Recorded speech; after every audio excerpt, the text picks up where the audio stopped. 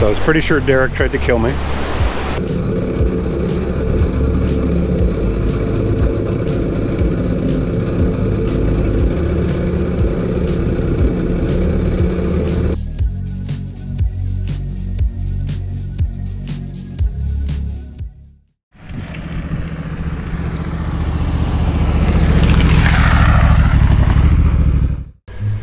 The weather gods in our part of the world finally smiled down on us, so we headed out to the Boise National Forest for a little mini adventure. Time to test out some new gear and shake the dust off of our camping equipment.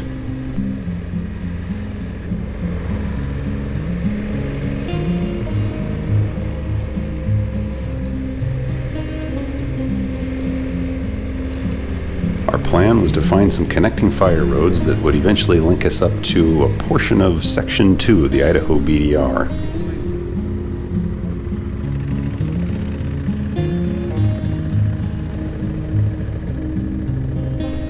You can see that much of this area has been devastated by wildfires.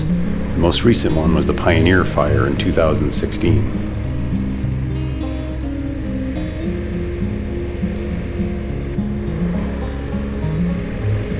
This was our first real ride of the season, and as I get older I find myself more and more apprehensive thinking about these kinds of things. Or I'm catching myself justifying reasons to avoid doing something. Not necessarily fear, but more apprehension of the unknown. And this would certainly come into play on this trip.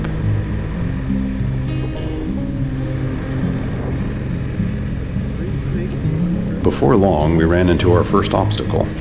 We rolled up to the intersection of Part 2 of the Idaho BDR and found a road closure sign. It was unclear why the road was actually closed, and there was some confusing messaging from the Forest Service from the previous year. So naturally, we went right around the barrier.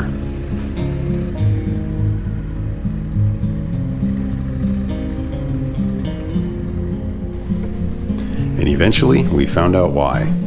A giant section of the road had been washed completely away. The far bank was at least 7 or 8 feet high. We debated for quite a while whether to try and cross it, but this early in the season, we decided the wiser choice would be to turn around and find another route. Time for a lunch break, get out the maps, and figure out another place to go ride.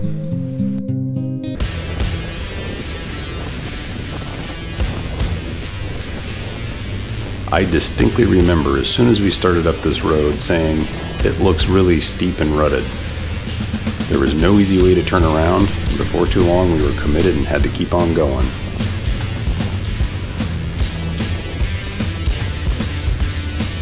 Now you hardcore folks may not think this looks very difficult, but it's much steeper than it appears.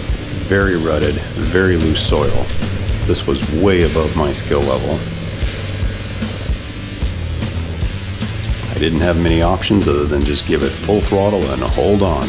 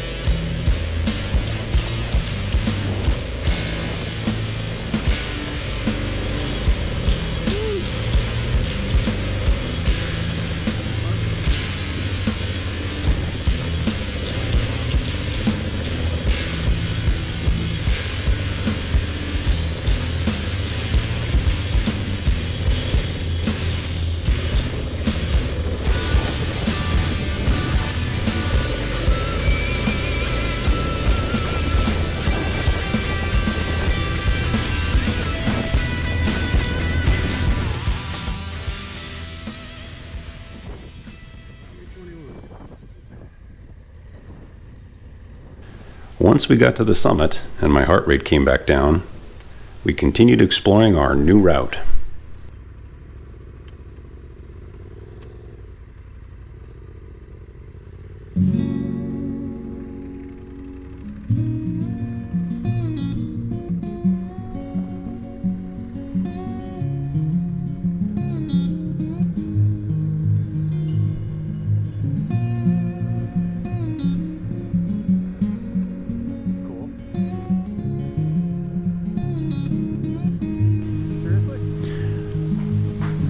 Unfortunately, we ran into a locked gate. Turns out we were 2 weeks too early. So we turned around and went back the way we came. Once back at the summit, neither of us wanted to go down that trail that we'd climbed up, so we got out the maps and found a different route.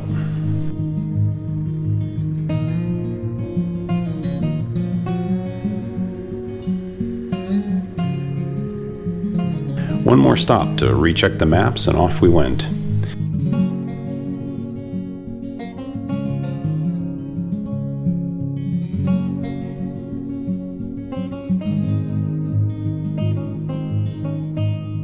We ended up finding a pretty good route. It was an enjoyable ride, and we made it back to camp. Time to get our tent set up, relax, reflect on the day, and get some dinner going.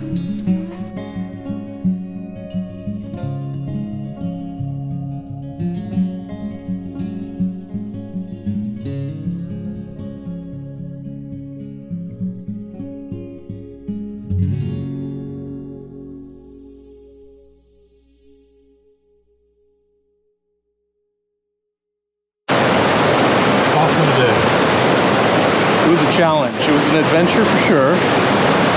We hit some obstacles and ended up finding a new route, which was kind of fun. So I was pretty sure Derek tried to kill me. The most technical trail I've ever been on. I have no idea how I managed to make it up without crashing. I may or may not have screamed like a little girl. No offense to little girls.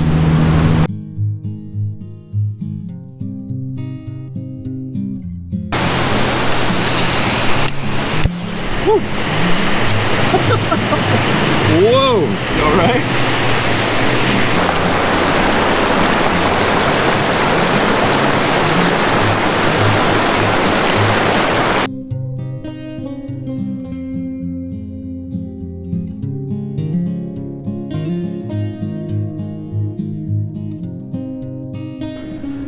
The next morning we packed up, headed into a local town, and had a good breakfast at Trudy's. Then it was time for a little bit more dirt before we headed back home.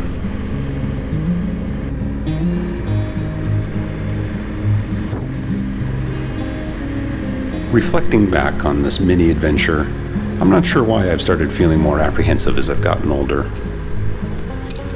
What I do know is that it's important not to let those fears and apprehensions get the better of you. Life is too short to miss out on experiences like this because of fear of the unknown. Left to my own devices yesterday when I first saw that steep trail, I probably would have turned around and just went straight to camp. Fortunately, my riding buddy didn't give me that option, so I went up that hill and I did just fine. And now I feel much more confident about my riding abilities. And you know, I think that's what it's all about. Find ways to push yourself just a little bit more every single time you do something. Thanks for coming along on the ride. If you haven't already, please consider hitting the like button and subscribing. See you next time, adventure people.